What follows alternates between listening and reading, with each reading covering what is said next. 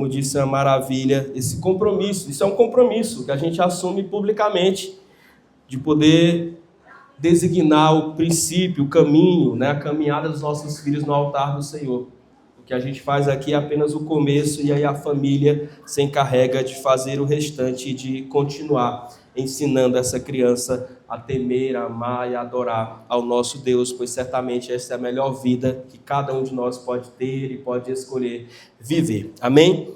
Amém. Vamos finalizar essa conferência, e nós já vimos que o tema é um só, somos um. E que a gente tem se debruçado nessa palavra desde ontem, na tentativa de entender isso. Começamos pelo porquê somos um, hoje pela manhã, o que significa sermos um. Aí eu brincava com os meninos lá em casa, dizendo, e aí, vocês já sabem mais ou menos qual será a terceira mensagem? O Marcos era o como sermos um. Eu disse quase, porque não é o como, é o quando.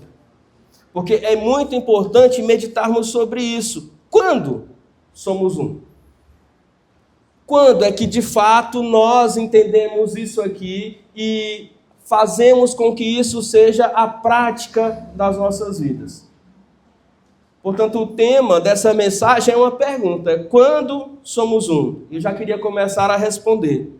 É quando o eu se torna nós. Amém?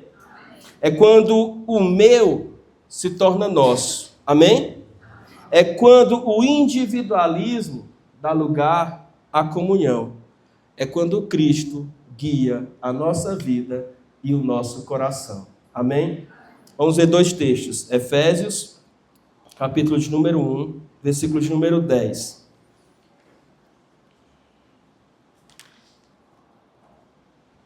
Efésios, capítulo de número 1, versículo de número 10.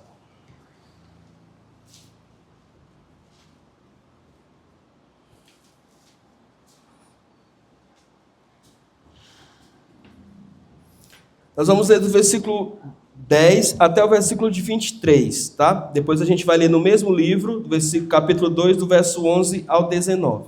Então, Efésios 1, versículo de número 10, na minha versão diz assim: Deus então fez convergir nele, na dispensação da plenitude dos tempos, todas as coisas, tanto as do céu como as da terra.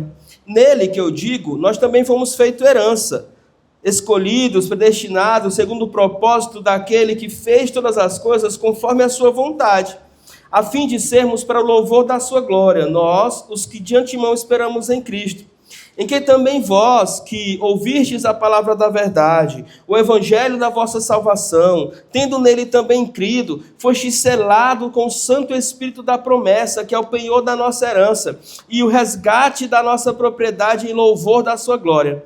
Por isso também, tendo ouvido da fé que há entre vós no Senhor Jesus e no amor para com todos os santos, eu não paro de dar graças a Deus, fazendo menção de vós às minhas orações, para que o Deus do nosso Senhor Jesus, o Pai da glória, vos conceda espírito de sabedoria, de revelação e do pleno conhecimento dele, iluminando os olhos do vosso coração para saberdes qual é a esperança do seu chamamento e qual é a riqueza da glória que vocês têm nos santos, e qual a suprema grandeza do seu poder para com os que cremos, e a eficácia da sua força, do seu poder, o qual ele exerceu em Cristo, trazendo-o dentre os mortos, fazendo-se sentar à direita nos lugares celestes, acima de todo principado, acima de toda potestade, acima de todo poder, de todo domínio, de todo nome que se possa referir, não só neste século, mas também no vindouro. E pôs todas as coisas debaixo dos pés, para ser o cabeça sobre todas as coisas, o deu à igreja, e essa igreja é o seu corpo, a plenitude daqueles que tudo enche em todas as coisas. Amém? Ele vai dizer resumidamente que a igreja é o corpo de Cristo. Agora, o mesmo livro, capítulo de número 2, dos versos 11 a 19, é uma outra analogia aqui para a igreja. É dito assim, versículo 11: Portanto, lembrai-vos de vós, quando vocês eram gentios, ou seja, não cristãos, chamados em circuncisão por aqueles que se intitulam circuncisos, na carne, por mãos humanas. Naquele tempo, vocês estavam separados de Deus, estavam separados da comunidade de Israel, estavam estranhos à aliança da promessa e não tinham esperança e sem Deus no mundo. Mas, agora, em Cristo, vocês estão Vocês que estavam longe foram aproximados pelo sangue de Cristo, porque ele é a nossa paz, o qual de ambos fez um, e derrubou a parede de separação que estava no meio, a saber, a inimizade. Ele aboliu na sua carne a lei dos mandamentos em forma de ordenanças, para que dos dois criasse a si mesmo um novo homem, fazendo paz, para que reconciliasse ambos em um só corpo com Deus, por intermédio da cruz, destruindo por ela a inimizade. E vindo, evangelizou, paz a vós outros que estavam longe, e paz também aos que estavam perto, porque por meio de ambos temos acesso ao Pai em espírito. Assim, já não sois mais estrangeiros e peregrinos, agora sois concidadão dos santos e sois da família de Deus. Amém? Então, nós vimos dessas duas porções de textos, duas analogias, ou seja, duas maneiras, a palavra do Senhor, de como a palavra do Senhor se dirige ou denomina a igreja do Senhor. Muito conhecida, muito cantada por nós. A igreja do Senhor é corpo, a igreja do Senhor é família. A igreja do Senhor é corpo, a igreja do Senhor é família. E essas expressões, elas são comuns, elas são tão usadas no dia a dia, mas muitas vezes, será que a gente tem vivido as implicações delas? Será que a gente tem vivido na prática, experimentando essa vida de sonhos, essa vida de família, essa vida de corpo? Ou será que muitas vezes temos vivido a vida como as pessoas lá fora vivem? Individualizando tudo. É o meu ministério, é o meu sonho, é a minha opinião, é a minha bênção, é a minha vontade. Mas é justamente o quando do somos um. Quando somos um? Quando o Evangelho transforma o meu em nosso. Quando o Evangelho transforma o meu em nosso. E eu preciso começar dizendo que a salvação é individual. E amém, glória a Deus. Cada pessoa precisa individualmente encontrar-se com o Senhor, precisa individualmente arrepender-se diante desse Senhor e crer que o sacrifício do Senhor é suficientemente forte para o seu salvação, para a sua vida, para a sua reconciliação. Você é salvo individualmente, mas não é chamado para viver de forma isolada. Logo, a fé cristã não é uma experiência solitária. A fé cristã não é uma experiência solitária. Nós vivemos hoje dentro da igreja do Senhor e como sociedade no geral, o reflexo do mundo pós-pandemia. E muitos irmãos que, devido às ordens e às diversas, vamos dizer assim, manifestações de regras, decretos e tudo mais, para que o contágio da doença fosse minimizado, para que as pessoas respeitassem as regras impostas, acabaram isolando-se. E esse isolamento fez com que as pessoas esfriassem o seu coração. E muitas das pessoas que se isolaram e, portanto, deixaram de frequentar os cultos públicos, continuam isoladas até hoje. Fechadas para o Evangelho, fechadas para a comunhão, fechadas em si mesmo, vivendo uma vida que deveria ser coletiva de forma individual. Não é essa a vontade de Deus. Acabei de dizer, o Senhor olhou para o paraíso no meio de tudo o que era perfeito e viu algo que não era bom. E o que não era bom? A vida solitária. E a gente lembra-se de casamento, mas isso também serve para a igreja do Senhor. Um crente que vive sozinho ainda está aquém daquilo que deveria viver. Porque existem mandamentos e existem regras que só são possíveis ser vividos na coletividade. Não dá para chorar uns com os outros sozinhos. Não dá para sorrir ou alegrar-se uns com os outros sozinhos. Não dá para perdoar uns aos outros sozinhos. Não dá para amar uns aos outros sozinhos. Então é na coletividade que a vida cristã faz sentido. É na coletividade que o somos um tem e encontra propósito. Precisamos ver que a palavra acabou de dizer que somos um corpo. E um corpo é formado de muitos membros. Que somos uma família é formada de muitas pessoas. E assim a nossa vida influencia diretamente a vida do outro, assim como a vida do outro influencia diretamente a nossa. É nisso que nós precisamos nos apegar, é nisso que nós precisamos crer, e é assim que nós precisamos viver. Cristo é a cabeça, aquele que controla, aquele que comanda, aquele que governa, aquele que dá as diretrizes. Nós, membros de um mesmo corpo, membros de uma mesma família. E isso muda tudo. Isso muda a forma como a gente vive a nossa fé. Isso muda a forma como a gente expressa a nossa vida. Isso muda a forma até mesmo como a gente se comporta. Porque tudo agora importa. Cada parte influencia o todo. Não existe independência, mas existe o quê? Responsabilidade, cuidado, existe correção, existe exortação, existe senso de pertencimento. A minha vida agora influencia diretamente a vida dos meus irmãos. E é incrível como muitas vezes a gente é enganado e tentado ser levado pelo inimigo a não pensar assim. Não, pastor, mas o que é isso? É minha vida, é a minha escolha, foi uma decisão particular, não tem nada a ver com a minha fé ou com a minha igreja. Tem, eu passo a te dar momentos e exemplos bíblicos onde a gente pensa nisso, indivíduos que influenciam a coletividade, tanto para o bem quanto para o mal. Vamos começar pelo mal.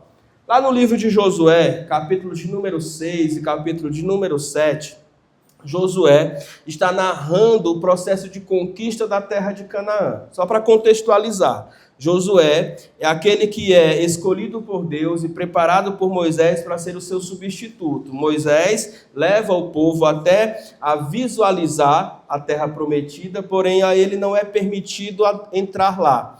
Então é Josué quem comanda o exército, é Josué quem vai ser encorajado pelo Senhor a conquistar. A primeira cidade que eles têm que conquistar depois que atravessam o Rio Jordão é a cidade de Jericó.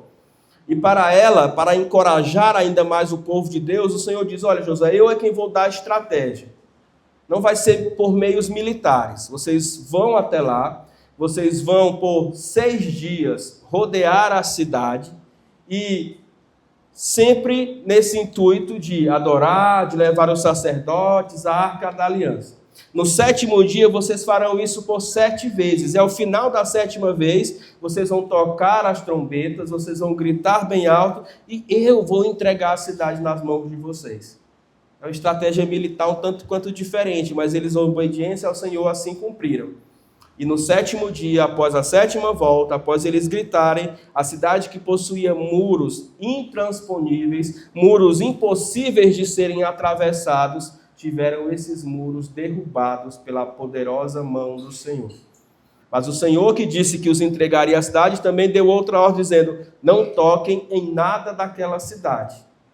Não fiquem com nenhum espólio de guerra, não fiquem com nada, porque tudo será consagrado a mim. Destruam absolutamente a cidade por completo. E é isso que a maioria daqueles homens faz. Por que eu estou dizendo a maioria? Porque um deles não seguiu a obediência daquilo que o Senhor tinha dito. E até então ninguém desconfiou e ninguém descobriu de nada, mas a jornada de conquista precisava prosseguir. E eles, depois de terem vencido Jericó, avançam para a segunda cidade. A segunda cidade era uma cidade bem menor. Josué mandou espias irem adiante e verem como eram as defesas, como era o tamanho daquela cidade, o comportamento dos homens daquela cidade. Eles viram e disseram: Josué, não precisa nem todo o exército, porque aquela cidade é bem menor do que Jericó e facilmente nós vamos conquistá-la. O fato é que Josué manda os homens irem até lá, e quando os homens vão até lá, eles são surpreendidos pela defesa daquela cidade pequena, daquela cidade que para eles não apresentou ameaça nenhuma. E eles são derrotados, muitos morrem no campo de batalha, e os que sobrevivem chegam afugentados até Josué.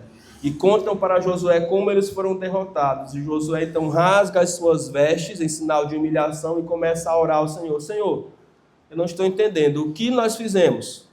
O Senhor não nos trouxe até aqui para vencer, o Senhor não nos trouxe até aqui para tomar posse daquilo que o Senhor disse que nos daria, que é essa terra prometida. Como nós podemos agora ser derrotados por essa cidade tão pequena? O Senhor disse: Josué, parem de reclamar.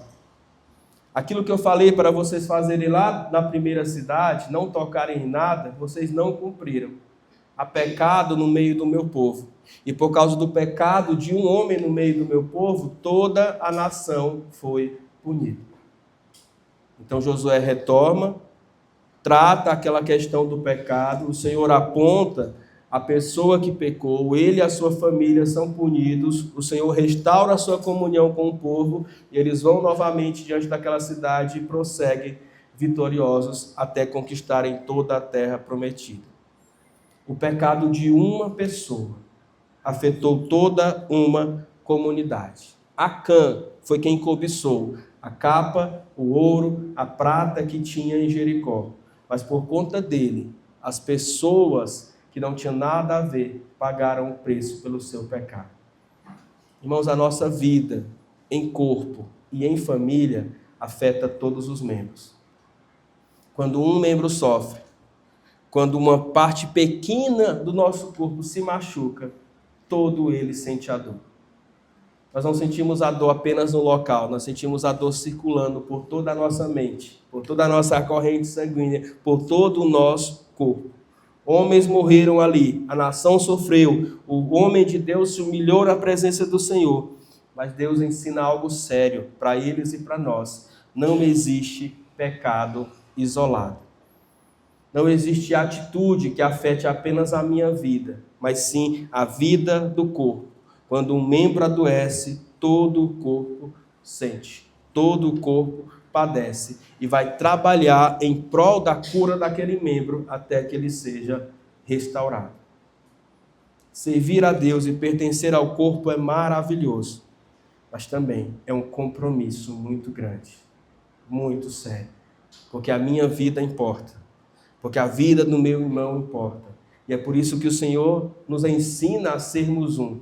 E quando nós entendermos isso, nós vamos ser mais humildes para ajudar, para encorajar, para estender a mão, para levantar, para abençoar a vida uns dos outros.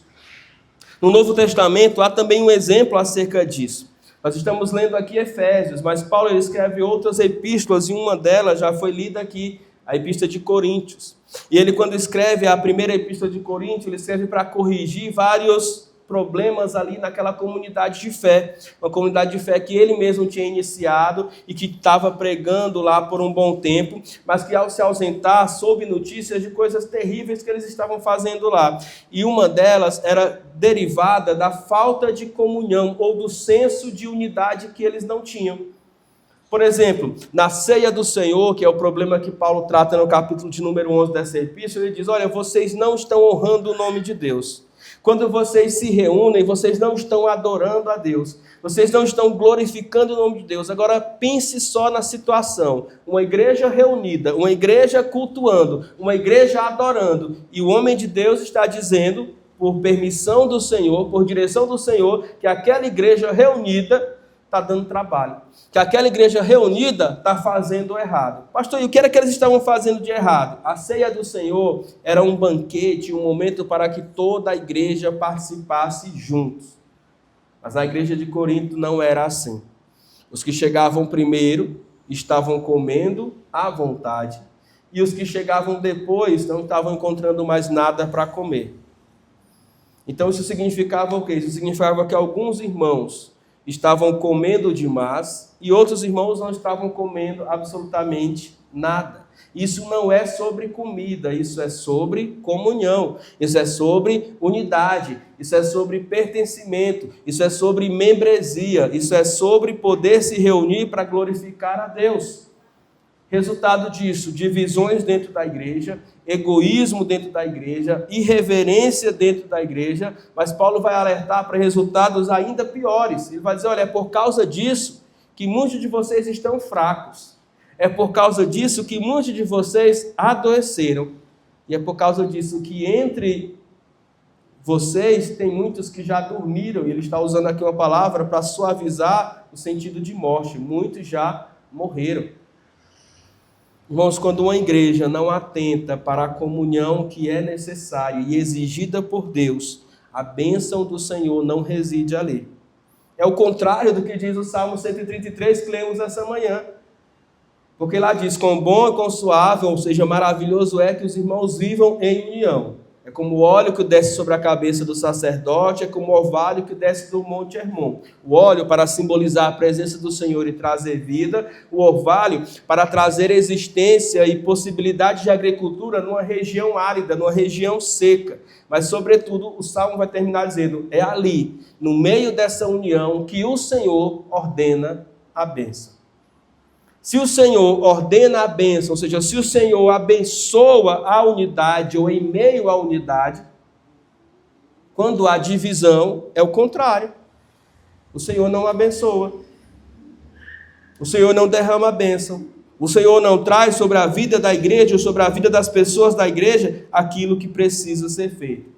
A ceia do Senhor, que era para expressar a unidade da igreja, o partir do pão, o alimentar-se do vinho, que era para lembrar-se cada um individualmente, mas ao mesmo tempo na coletividade da comunhão, sobre o sacrifício de Cristo ofertado na cruz do Calvário por cada um de nós, estava sendo para aquela igreja um grande problema. Um alimentador de divisão, revelando no seu coração a individualidade de cada um. Quem chegava primeiro comia tudo, quem chegava depois não encontrava nada. Assim, uns eram muito abençoados e outros não tinham bênção nenhuma. Aquela igreja não pensava em nada a não ser em si mesmo, ou seja, cada membro individualmente em si. Mas qual é então a solução, pastor, para nós podermos ser um? Para que esses problemas do pecado individual não afetem a nossa vida. Só há duas soluções. A primeira é a busca pela santificação pessoal. Hebreus 12, 14. Segui a paz com todos e a santificação, sem a qual ninguém verá o Senhor. Consagração, santificação, santidade. Busca pela presença do Senhor, temor de Deus, ouvir a voz de Deus, ouvir a voz do Espírito Santo, não silenciar a voz de Deus no seu coração. Irmãos, nada disso é opcional. É isso que nos protege, é isso que nos mantém unidos, é isso que faz com que cada um de nós, embora pensemos diferentes, embora vivamos em casas diferentes, sejamos para sempre um, como Cristo é um com o Pai. É a santidade, é o Espírito Santo, é o selo, é Deus presente em nós que faz com que nós possamos ser um. A minha vida com Deus não é apenas um assunto individual entre eu e Ele, não. É um assunto que envolve e impacta diretamente os meus irmãos. E quanto mais eu busco esse Deus, mais eu devo refletir o caráter desse Deus que eu busco na vivência com os meus irmãos. A irmã, enquanto nos dirigia aqui no cântico do hino, disse, falar e cantar sobre amar os irmãos é muito bom e é mais fácil do que viver na prática. Porque na prática tem irmão que diz o que eu não quero ouvir. Porque na prática tem irmão que machuca só de olhar, às vezes, e julgar a minha atitude, a minha ação. Mas é preciso quebrar esses paradigmas, como a gente leu em Efésios, derrubar essas paredes que nos dividem, para que a gente possa, de fato, ser um. E quando nós entendermos que ser um é e começa buscando a Deus individualmente, nós vamos compreender que não há pecado no mundo que possa nos separar, porque quem nos une é o sangue do Cordeiro, que limpa, que perdoa e que nos purifica de todo o pecado. Mas há algo também que precisa ser feito, irmãos, que é justamente não compactuar com o pecado. Quando Paulo ele aponta os defeitos da igreja para a qual ele escreve, ele não aponta para julgar os irmãos, ele aponta para corrigir os irmãos. Ele aponta para que os irmãos possam olhar e perceber suas próprias falhas e buscar a Deus com todo o seu coração a fim de corrigi-las.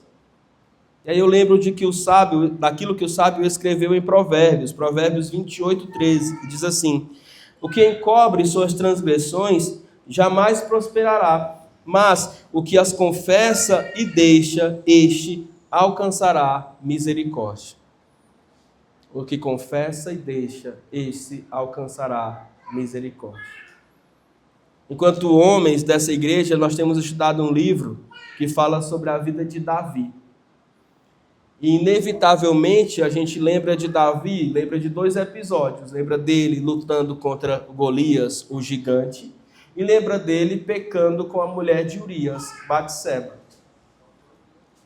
Mas o que a gente tem enfatizado é que a mesma coragem que este homem tinha para muitas vezes deslizar propositalmente e pecar contra o Senhor, ele tinha também para orar ao Senhor, pedindo perdão por esses pecados, por esses deslizes, por essas falhas.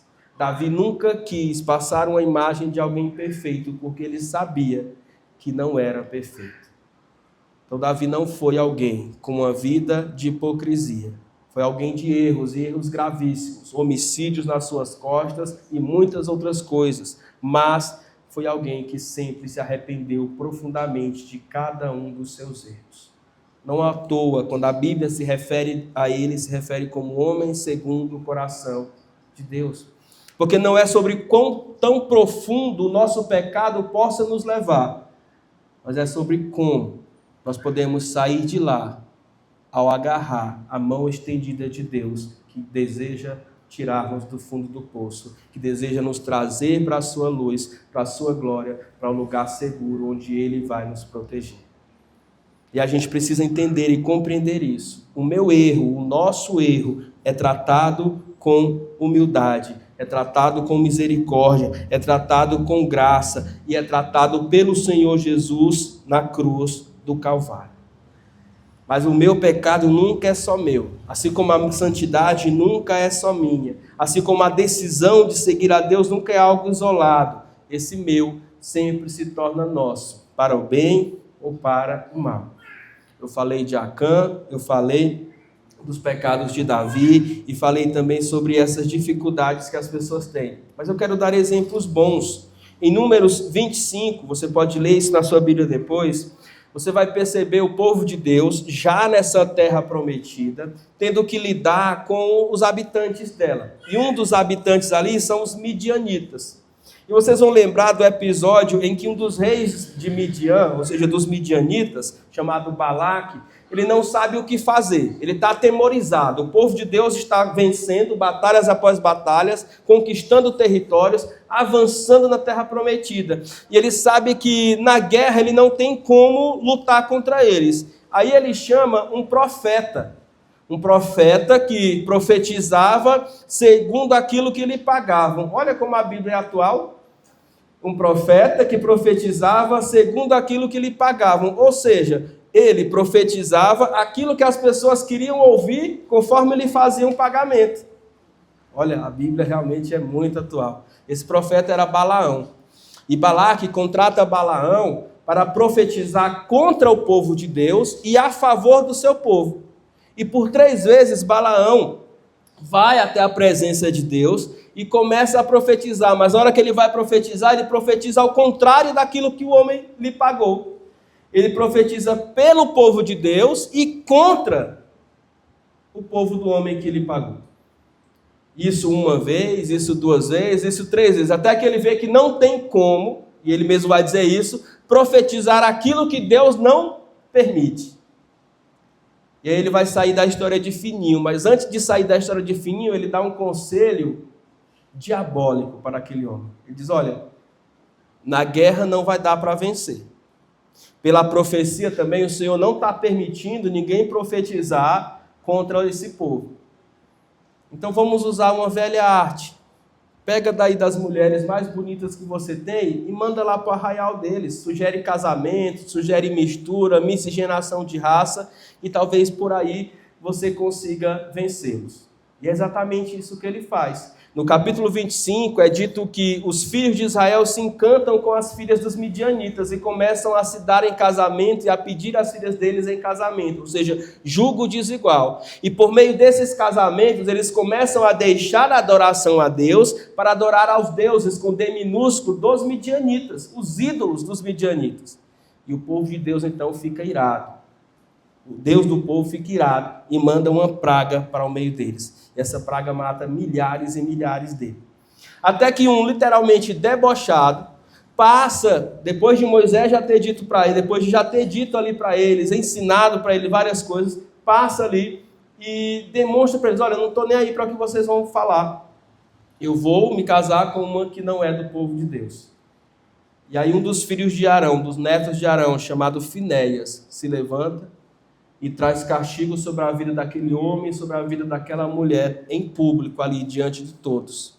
E com aquela atitude é dito que o Senhor cessou a praga, abençoou o povo e abençoou a família de Finéias. Irmãos, não é, e a gente tem que lembrar do conselho da nossa mãe, não é porque todo mundo está fazendo errado que a gente precisa fazer. Não é porque as pessoas estão descumprindo a vontade de Deus que a gente também precisa descumprir. Pelo contrário, nós devemos ser justamente aqueles que nadam contra a maré, aqueles que lutam contra a correnteza, aqueles que pela obediência, pelo zelo e pelo temor ao nome de Deus vão agir de forma diferente. Não para ser diferente, mas porque hoje é o diferente que geralmente tem sido a vontade de Deus no meio de uma sociedade corrupta, pecadora e que cada vez mais tem se afastado da vontade do Senhor. É só ligar a televisão, irmãos, e ver as pessoas se entregando às suas paixões carnais. É só andar por aí, para você ver o quanto as pessoas estão distantes do Senhor. Eu não estou criticando nenhuma religião, eu estou falando do ser humano que é pecador e que por natureza se inclina contra a vontade de Deus. Por isso, fazer a vontade de Deus hoje, muitas vezes, é ser o contrário, fazer diferente e contra aquilo que o Senhor mesmo tem dado. Esse é o nosso chamado, é assim que Finéias trouxe exemplo para nós. Mas o maior exemplo mesmo é Jesus. E eu queria ler esse texto com vocês, Filipenses, capítulo número 2. Nós cantamos aqui sobre ele, mas vamos ler. Filipenses, capítulo número 2, versículo de número 5.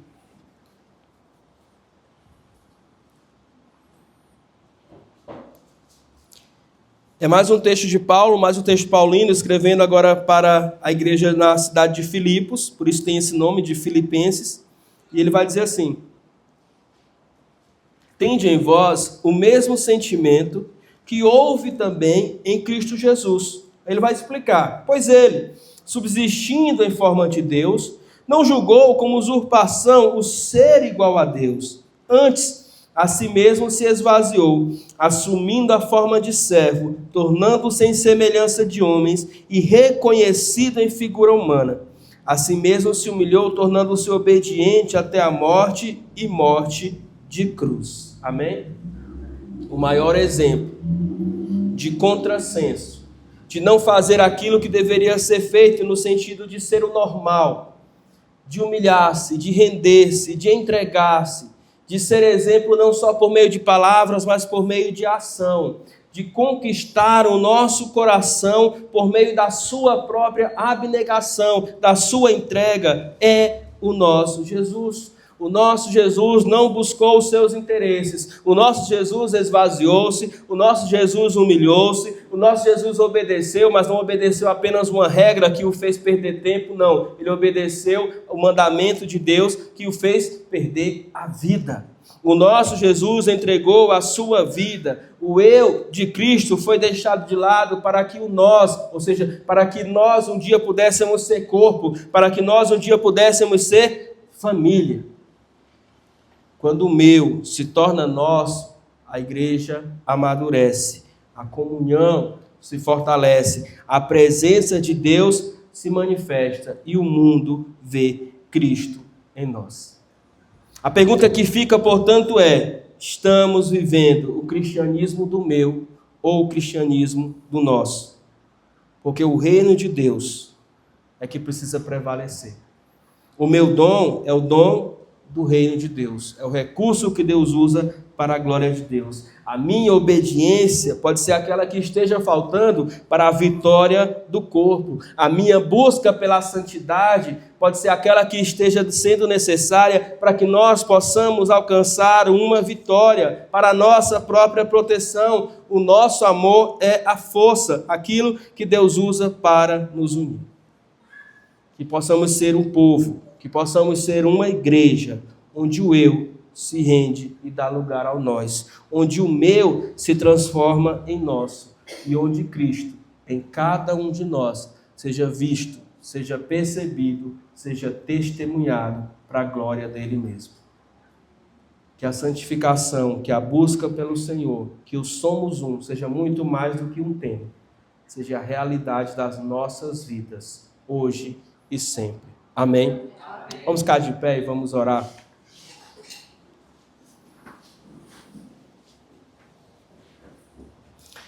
Oremos. Senhor Deus, Pai Todo-Poderoso, ó Deus, nós temos esse privilégio, por meio de Cristo, de adentrarmos a Tua presença e chamarmos-te de Pai. Porque, ó Deus, nós acabamos de ler na Tua palavra, em Cristo, o Senhor nos faz Tua família. Em Cristo, o Senhor nos faz, ó Deus, o Seu corpo. A representação física da Tua existência aqui. O Senhor é quem cuida da nossa vida, o Senhor é quem cuida do nosso ser, o Senhor é quem cuida da nossa existência. E nós te agradecemos por isso, Senhor. Muito obrigado por nos fazer um, por fazer, ó Deus, com que a cada dia um pedacinho do nosso ego seja deixado de lado, para que o Senhor cresça, para que o Senhor apareça, para que o Senhor se faça presente nas nossas vidas. Pai, que isso seja muito mais do que uma oração, que isso seja, ó Deus, um testemunho vivo, dia após dia. Que a sociedade, ó Deus, os nossos amigos, a nossa família, colegas de trabalho, as pessoas com quem, ó Deus, o Senhor nos dá o privilégio de conviver, possam ver um pouquinho do Senhor em nós a cada dia. Possam desejar isso para a vida deles também. O Senhor nos chama para sermos Tuas testemunhas, onde quer que nós estejamos. A começar da nossa casa, Jerusalém, a estender, ó Deus, esse testemunho por toda a região onde atuamos, a Judéia. Por, ó Deus, crescermos testemunhando de Ti, onde quer que o Senhor possa nos levar, Samaria. E crer que de alguma maneira esse testemunho chegará até os confins da terra. Que seja assim na nossa vida. Queremos ser instrumentos Teus. Queremos ser, ó Deus, instrumentos vivos no Teu altar para a reflexão e para, ó Deus, percepção do Teu amor em nós. Que o Senhor nos ajude a perdoar uns aos outros, amar uns aos outros, servir uns aos outros, cuidar uns dos outros. Mas também que o Senhor nos permita, ó Deus, a buscar a santificação uns pelos outros e uns com os outros. Que ao vermos alguém caído, ó Deus, não sejamos aquele que deixa de lado, mas que estendamos a mão, para que juntos possamos continuar na caminhada de fé. Ora felizes, ora tristes, ora batalhando, ora, ó Deus, agradecendo, ora celebrando, ora, ó Deus, com o coração apertado, mas nunca, nunca, nunca sem a Tua presença, sem a Tua ajuda, sem o Teu auxílio. O Senhor mesmo foi quem nos prometeu, para que, ó Deus, pudéssemos ser um e dessemos esse testemunho ao mundo, porque o Senhor é assim com o Pai, e o Senhor estaria conosco por todos os dias. Muito obrigado pela Tua presença, muito obrigado pelo Teu cuidado. Pai, nós queremos continuar pedindo, livra-nos do mal. Ao retornarmos para nossa casa, leva-nos em paz e segurança. Tira de nós, ó Deus, e do nosso caminho, tudo aquilo que o inimigo possa utilizar, ó Deus, para nos fazer cair. Protege-nos, acampa os Teus anjos ao nosso redor. Cuida do Teu rebanho, do Teu povo, da Tua igreja, da nossa família. É o que pedimos, é o que oramos, e é o que de já nós agradecemos, no nome de Jesus. Amém e amém. Os irmãos podem assentar? A irmã Alexandra tem uma palavra para que a gente possa caminhar para o fim da nossa conferência. Um texto que você queria ler? Esqueceu. Ela me pediu, não encerre sem eu ler esse texto.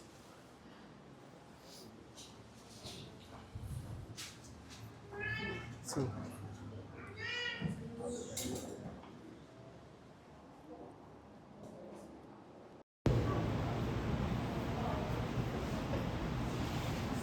Amém. Encerramos hoje a conferência Somos Um da Igreja Batista Central. com o coração transbordando de gratidão. Foram 3 cultos marcados pela presença de Deus, 3 momentos que nos conduziram a uma jornada espiritual profunda. Aprendemos por que precisamos ser um. E hoje fomos confrontados com a verdade essencial quando nos tornarmos um. Tornamos-nos um quando Deus deixa de ser apenas uma ideia e passa a ser o Senhor absoluto das nossas vidas. Quando Ele se torna verdadeiramente nosso Deus e nós, o seu povo. Tornamos-nos um quando abrimos mão da individualidade egoísta e escolhemos viver o coletivo do reino, compreendendo que a igreja é um corpo e que cada membro tem a sua função, mas todos compartilham o mesmo propósito. Fomos lembrados de que a unidade não é apenas uma sugestão, mas a vontade do Pai. Como nos ensina a palavra, para que todos sejam um, como tu, ó Pai, és em mim e eu em ti. João 17:21. Que banquete espiritual vivemos, que palavra abençoadora nos edificou, nos alinhou e também nos confrontou. Saímos desses dias não apenas emocionados, mas desafiados a praticar a unidade em nossas casas, ministérios e relacionamentos. Louvamos ao Senhor por tudo e por tanto, por cada ministração, cada louvor, cada oração e cada coração disposto. Foram dias de bênção, dias de crescimento, dias de transformação. Que não termine aqui, que a conferência Somos Um continue ecoando em nossas atitudes, que sejamos uma igreja que vive o que aprendeu, que sejamos um em amor, em propósito e em missão, que tenhamos sido verdadeiramente edificados e transformados pelo poder da sua palavra, e que daqui em diante não apenas falemos sobre unidade, mas vivamos como um só corpo para a glória de Deus. Amém. Amém. Vamos orar mais uma vez. E antes da gente se despedir, irmãos, eu queria que a gente pudesse registrar esse momento. Eu queria convidar os irmãos para depois das orações silenciosas, a gente fazer aquele foto. A mídia agora curtiu, né? Para a gente poder fazer aquele foto de registro oficial da nossa conferência, tá? Então vamos orar mais uma vez. Vamos ficar de pé? Em nome de Jesus. Amém. Oremos. Senhor Deus, o Pai Todo-Poderoso, é no Teu nome, ó Deus, que nós oramos, ó Deus, e que nós rogamos pelo Senhor a bênção, ó Deus, de poder viver a unidade, de viver a comunhão. Muito obrigado por este privilégio, ó Deus. Enquanto o mundo tenta nos dividir, enquanto o mundo tenta nos separar, ó Deus, de diversas maneiras, seja por classe, seja por gênero, seja, ó Deus, por muitas outras coisas que eles colocam, ó Deus, para nos segmentar. A Tua palavra e o Teu poder, o Teu Santo Espírito nos faz um só corpo, uma só família, para a glória de Deus. Como nós cremos, ó Deus, esse será um reflexo também de toda a vida que nós teremos pela eternidade. Povos de todas as nações, raças, tribos, línguas, dizendo: Santo, Santo, Santo é o Senhor para sempre. Glória a Deus nas alturas. Glória ao nosso Senhor, a salvação vem de Ti. Muito obrigado, Senhor. Muito obrigado porque já aqui experimentamos esse cuidado, essa comunhão, essa unidade. Permita que assim seja sempre na nossa vida, na vida da nossa igreja e por onde quer que a gente possa andar. Que o Senhor continue a nos abençoar no nome de Jesus. Amém. Com o amor de Deus, que a graça do nosso Senhor Jesus Cristo, que a comunhão e a consolação do Santo Espírito sejam com vós, hoje e sempre, por onde quer que forem. Amém e amém. Vamos nos assentar, vamos orar silenciosamente, depois vamos vir até aqui à frente para fazer a nossa foto oficial.